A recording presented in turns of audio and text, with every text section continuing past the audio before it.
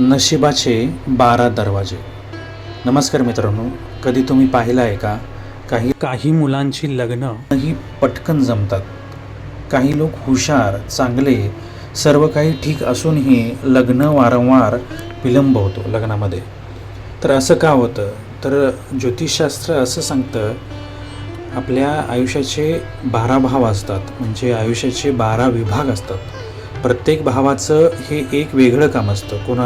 कोणता भाव पैसा दाखवतो, कोणता घर दाखवतो, कोणता नोकरी दाखवतं, काही भाव प्रेम दाखवतात, विवाह दाखवतात, भाग्य दर्शवतात.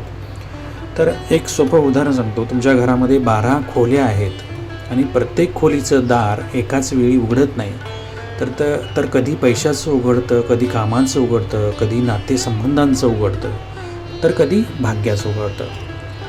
तथा ज्योतिषशास्त्र असं सांगतं की ग्रह, नक्षत्र आणि आकाशातील हालचाली ह्या सतत बदलत असतात आणि त्यानुसार जीवनातील ऊर्जा देखील त्यानुसार बदलत राहते. अजून एक सुंदर उदाहरण म्हणजे जसं तुमचं जुनं जातं, प्रत्येकाच्या घरात असेल असं नाही, जुनं जातं सतत फिरत राहतं. वरचा भाग फिरत राहतो, खालचा भाग घर्षण करत राहतो. तुम्ही त्यात गहू टाकला तर गव्हाचं पीठ तयार होतं, हरभरा टाकला तर बेसन तयार होतं, म्हणजे जातं आपलं काम करत राहतं.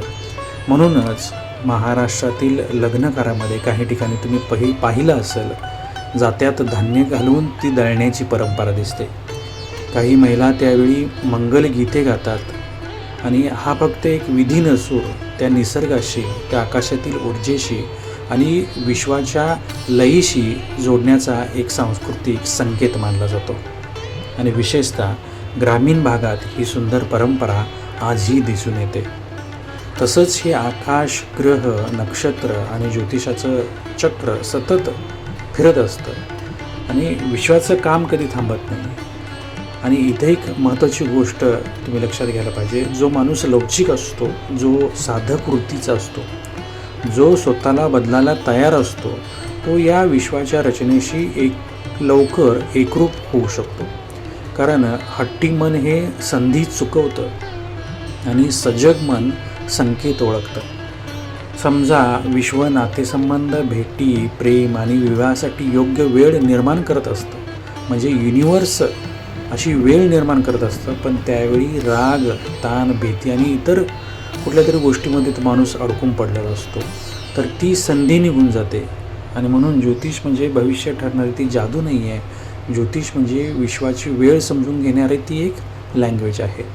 ते सांगतं की हा काळ प्रयत्नासाठी योग्य आहे, हा काळ संयम ठेवण्यासाठी योग्य आहे, या काळात भाग्याची दारं उघडू शकतात, पण चालायचं काम हे तुमचंच आहे. म्हणून लग्नात विलंब झाला तर याचा अर्थ काही वेळ भरपूरच निघून गेली, संपलं असं काही नाही. कधीकधी विश्वाचं चक्र हे फिरत असतं, फक्त आपण त्या तालात अजून आलेलो नसतो.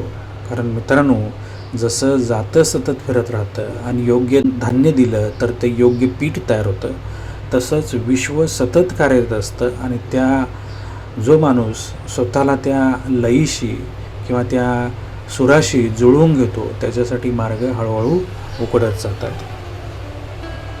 तर लग्नाचा योग जो आहे तो देखील ह्या जात्याच्या कार्याशी एकरूप आहे आणि जात्याचं कार्य जर समजून घेतलं तर बाकीचे सगळे तुम्हाला विश्व कसं काम करतं हे देखील तुमच्या लक्षात येईल.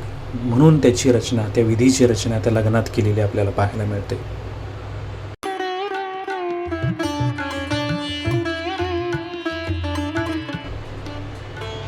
चॅनल सबस्क्राईब करा आणि लाईक करा. धन्यवाद.